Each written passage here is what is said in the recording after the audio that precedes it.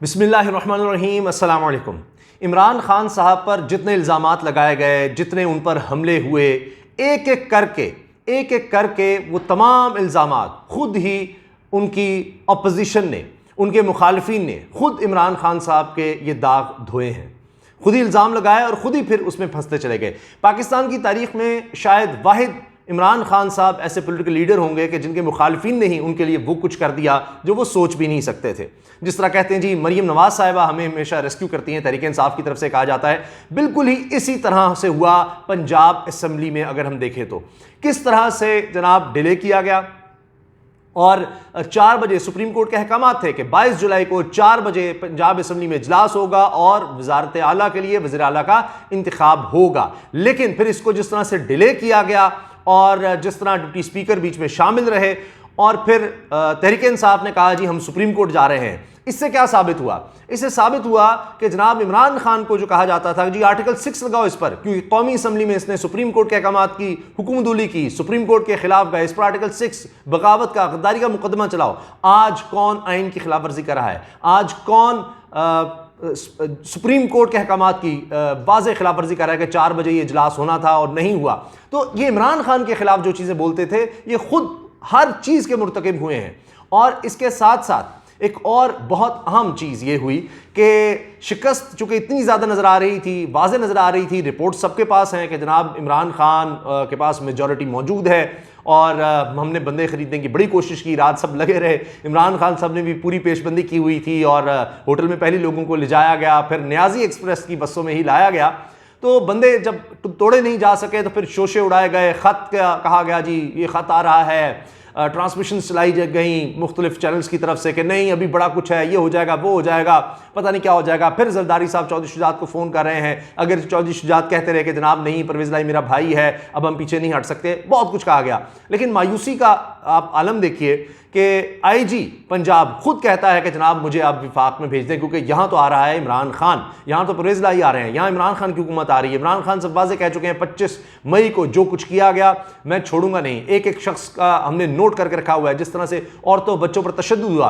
तो आईजी पंजाब ने इसी में खैर जानी और उनके साथ चीफ सेक्रेटरी ने भी कि जी हमें तो यहाँ से निकाला जाए। और फिर आईजी पंजाब को सरदार साहब को जनाब फिर रेलवे ट्रांसफ़र कर दिया गया। लेकिन बात यह है कि इससे पहले कि वो ट्रांसफ़र अपने आप को करवाते उन्होंने मुआफ़ी की भी कोशिश की और फिर जो ही ज़िमनी इलेक्शंस में फ़तह हासिल हुई थी इमरान खान को, तो कहा जाता है कि उसके 3 घंटे बाद ही चीफ सेक्रेटरी साहब ने और आईजी साहब ने जी राब्ते किए कि जी इमरान खान तक हमारा पैगाम पहुँचाएँ, देखें हमने बड़े साफ शफाफ इलेक्शन करवाए हैं, हमारी इसमें कारकर्दगी है, यानी माफ़ी तलाफ़ी की कोशिश की। लेकिन इमरान खान साहब लगता है कि उस सतह तक नहीं आए या उस तरह नहीं माने, माफ़ नहीं किया, जिसकी वजह से उन्होंने कहा जी फिर हम अपनी ट्रांसफ़र ही करवा लेते हैं। तो इससे भी नज़र आ रहा था कि शिकस्त हो रही है, बंदे उतने नहीं तोड़े जा सके।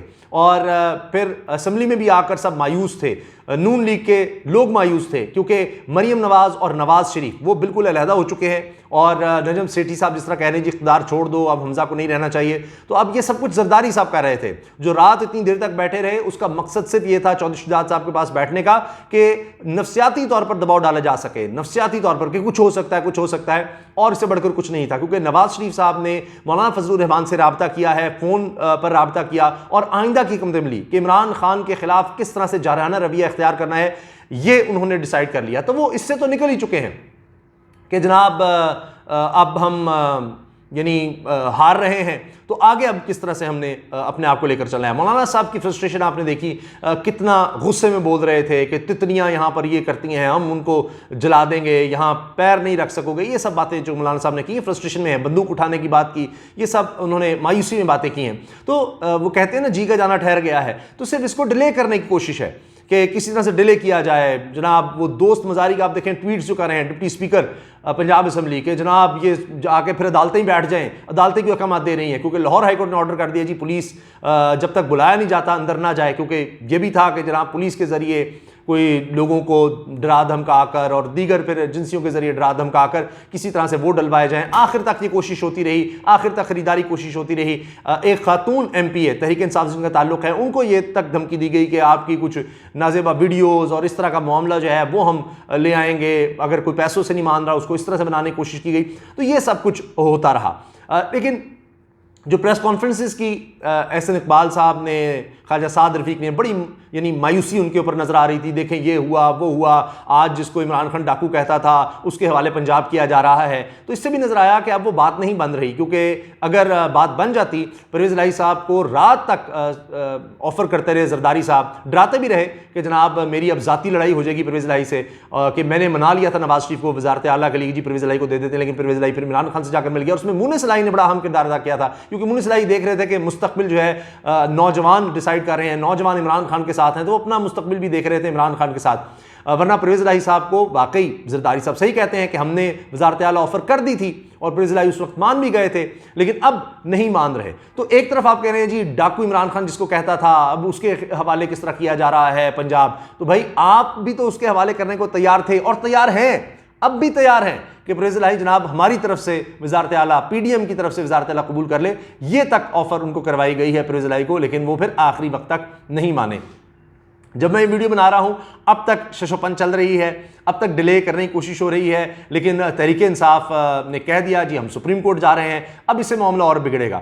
और वो जो वैन्स आती थी, इमरान खान ने जब कौमी असम्बली का इजलास डिले किया, जो कुछ किया, वैन आ गई, ये हो गया वो हो गया, तो अब क्यों नहीं? रात को अदालतें तब खुली थी, तो अब कहा जा रहा है जी क्या अब भी खुलेंगी अदालतें? तो मैंने अर्ज़ किया कि जो जो इमरान खान पर इल्ज़ाम लगाए गए वो खुद धुल गए। तो इमरान खान साहब की किस्मत बहुत अच्छी है। शेख रशीद साहब कह रहे थे कि इन हालात में जो हालात पैदा कर दिए गए थे, घेरा गया था बिल्कुल माशी तौर पर पाकिस्तान को, तो इमरान खान के लिए बड़ी मुश्किल होती, इंस्टेबिलिटी इन्होंने जो क्रिएट करनी थी वो इमरान खान के खाते में डाल जानी थी। लेकिन आज इमरान खान सुरखरू हो गया, सारा जो रिजीम चेंज का मामला था वो लोगों के सामने आ गया, कौन इमरान खान को नहीं चलने दे रहा था, कौन नहीं होने दे रहा था एहतसाब, वो सारा कुछ खुलकर सामने आ गया। और फिर पंजाब हुकूमत कितनी तेज़ी से वापस इमरान खान को मिल रही है, तो इन्होंने खुद अपने पाँव पर कुल्हाड़ी मारी। ये एंटी स्टैब्लिशमेंट बयानिया बनाना चाहते थे, ये वोट को इज्जत दो की बात करते थे, आज इमरान खान देखें कि वो एक अलमबरदार बन गए हैं नज़रिए के।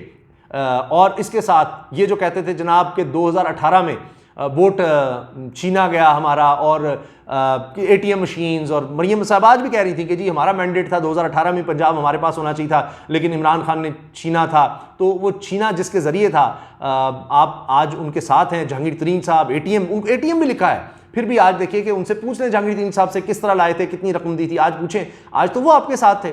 तो वो भी धोने धुल गए, ATMs के भी जनाब धोने धुल गए, वहाँ से भी इमरान खान साहब लकी हो गए, सुरखरू हो गए कि अपने बंदेबाज जिसको डिप्टी प्राइम मिनिस्टर कहते थे उसके खिलाफ शुगर स्कैंडल में इमरान खान ने जुडिशल GIT बनवा दी, ये सारा कुछ किया, तो वो भी धोना धुल गया। जो कहते थे ये सिलेक्टेड है वो सब भी खत्म हो गया, लोगों ने आज वोट दिया है, खुद इनको शिकस्त माननी पड़ी कि जनाब ज़िमनी इलेक्शन में इतनी बुरी हार कभी नहीं हुई, खुद मरियम ने माना, नून लीग ने माना, तो जनाब अब लोग किसके साथ हैं वो भी नज़र आ गया। जो आर्टिकल 6 का कहते थे वो मामला भी इनके खिलाफ नजर आ गया, जो कहते थे अदालतों की इमरान खान तौहीन करता है वो भी नजर आ गया। तो सारी चीज़ें जो इमरान खान के खिलाफ बनाई गई थी, जितने भी बयाने बनाए गए थे, वो सारे इन्होंने खुद धोए हैं।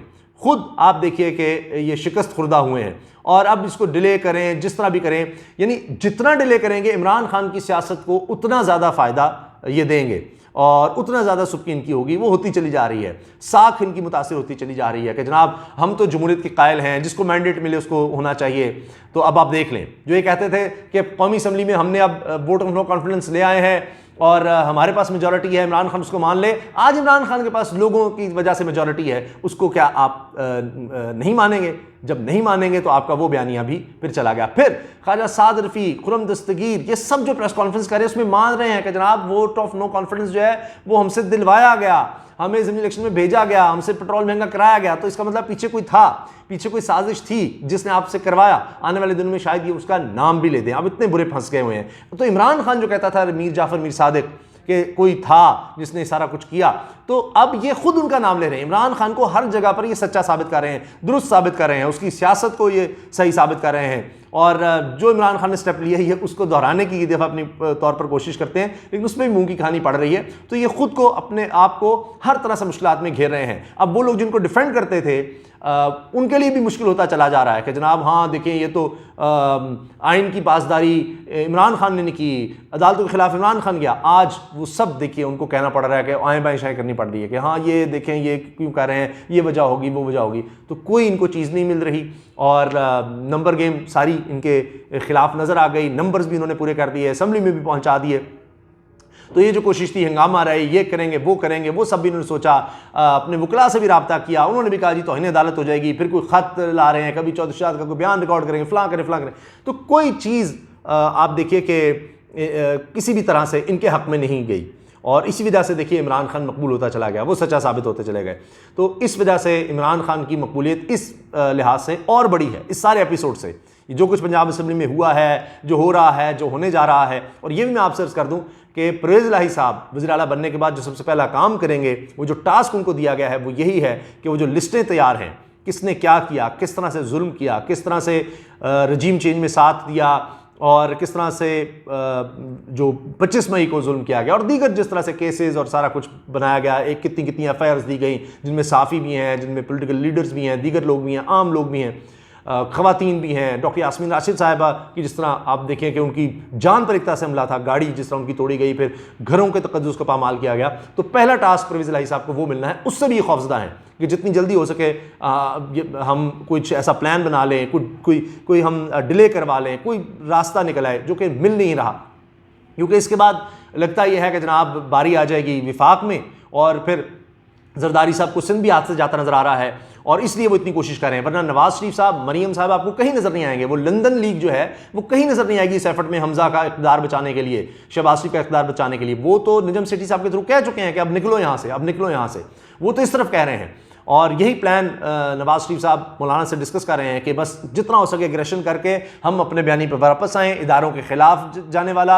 आप देख लीजिए आज वो सुप्रीम कोर्ट के जजेस के वाले से मौलाना साहब बात कर रहे हैं, जी फलां ही केस सुनता है, फलां ही देता है, फलां का रिश्तेदार जो है वो तहरीक इंसाफ का मिला हुआ है, इस तरह की बातें अब उन्होंने वो शुरू कर दी हैं, उस तरफ आ रहे हैं। इस्टेब्लिशमेंट को ललका रहे हैं कि क्या हम भी हथियार उठा लें, अब हमारी मदद को आओ, ये करो वो करो। तो वो आप देखिए कि वो तो अब आगे की तरफ जा रहे हैं कि यहाँ से निकलें और हम दोबारा कहेंगे हमारे साथ जुल्म हो गया, हमारे साथ जाती हो गई, ये सारी साजिश थी, ये हो गया वो हो गया। लेकिन अब बहुत देर हो चुकी है। तो इमरान खान साहब ने साबित कर दिया कि साजिश उनके खिलाफ थी। अब ये इमरान खान की कॉपी करने की हर तरह से कोशिश करते हैं, तस्वीर में भी, सोशल मीडिया पे भी। एहसन इकबाल साहब आके कहते हैं करोड़ों रुपया इमरान खान ने खर्च कर दिया, ये कर दिया वो कर दिया, तो वो बात बनती नहीं है। और इमरान खान हर लिहाज से इनसे लीड ले चुके हैं, ये बहुत पीछे रह गए हैं। और अब चाहे ये जिस तरह से खबरें चल रही हैं, मैं भी देख रहा हूँ कि नवाज शरीफ का राब्ता, आसिफ जरदारी नवाज शरीफ का पैगाम लेकर चौधरी शुजात के घर रवाना, नवाज शरीफ का आसिफ जरदारी से टेलीफोनिक राब्ता।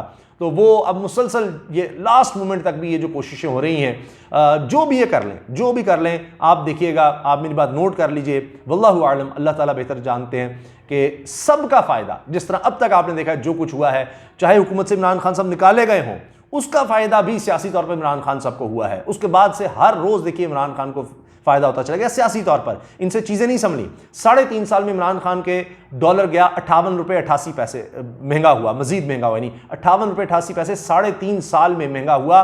जबकि इनके 3.5 माह में आप ये देखिए कि ये 45 रुपये तकरीबन महंगा हो चुका है। और इसी से आप अंदाज़ा लगा लीजिए, मैं आपको एग्जैक्ट बता भी देता हूँ कि क्या फिगर है जी। बिल्कुल आप देखें, ये 45 रुपये 44 पैसे सिर्फ 3.5 महीने में शहबाज शरीफ के PDM जरदारी मौलाना के दौर में 45 रुपये 44 पैसे सिर्फ 3.5 माह में महंगा हुआ है। 3.5 साल में 58 रुपये महंगा हुआ था। तो ये देखिए इनकी कारकर्दगी है। तो इमरान खान साहब जो हैं, जिनको कहते हैं नाहल हैं, मईशत नहीं समझ रही, वो कितने बेहतर नजर आए हैं इनसे, वही आप सोच लीजिए। तो हर स्टेप जो ये लेते चले जाएंगे, अपनी तरफ से बड़ी अक्लमंदी दिखाएंगे, लेकिन वो सबसे बड़ी बेवकूफ़ी साबित हो रही है। और इमरान खान साहब जो हैं वो सुरखरू हो रहे हैं। किस्मत जनाब उनकी चल रही है, उन पर बड़ी किस्मत मेहरबान हो चुकी है इस वक्त। आप मेरी बात से कितने मुत्तफ़िक़ हैं, कमेंट सेक्शन में अपनी राय का इज़हार ज़रूर कीजिएगा। अल्लाह हाफ़िज़।